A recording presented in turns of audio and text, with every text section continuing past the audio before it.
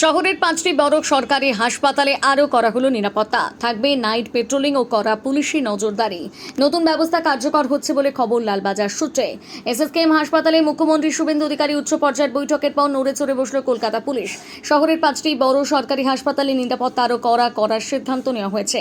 বুধবার থেকে নতুন ব্যবস্থা কার্যকর হচ্ছে বলে লালবাজার সূত্রে জানা গিয়েছে। গত শুক্রবার স্বাস্থ্য দপ্তরের শীর্ষ আধিকারিক এবং বিভিন্ন মেডিকেল কলেজের প্রিন্সিপাল ও সুপারদের নিয়ে বৈঠক করেন মুখ্যমন্ত্রী।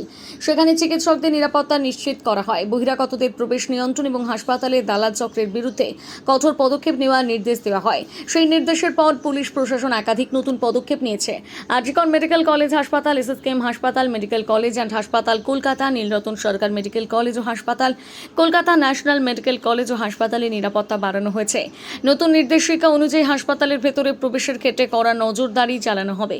ডাক্তার, নার্স, স্বাস্থ্যকর্মী, রোগী এবং তাদের পরিজন সকলের পরিচয়পত্র বা নির্দিষ্ট ব্র্যান্ড পরীক্ষা করে প্রবেশের অনুমতি দেওয়া হবে।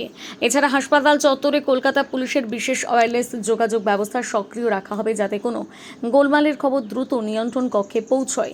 রাতের ডিউটিতে থাকা জুনিয়র ডাক্তার, নার্সদের নিরাপত্তার জন্য বিশেষ নাইট পেট্রোলিংয়ের ব্যবস্থা করা হচ্ছে। বিশেষ করে মহিলা চিকিৎসকদের বিশ্রাম কক্ষ, ডিউটি রুমের আশপাশে বাড়তি নজরদারি থাকবে।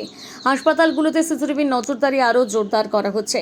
ক্যামেরাগুলো ঠিকভাবে কাজ করছে কিনা তা নিয়মিত পরীক্ষা করা হবে। পাশাপাশি ভিড় নিয়ন্ত্রণ, অগ্নি নির্বাপক ব্যবস্থা আধুনিকরণ এবং বেসরকারি নিরাপত্তা রক্ষীদের জন্য নির্দিষ্ট ডিউটি রোস্টার তৈরির নির্দেশ দেওয়া হয়েছে।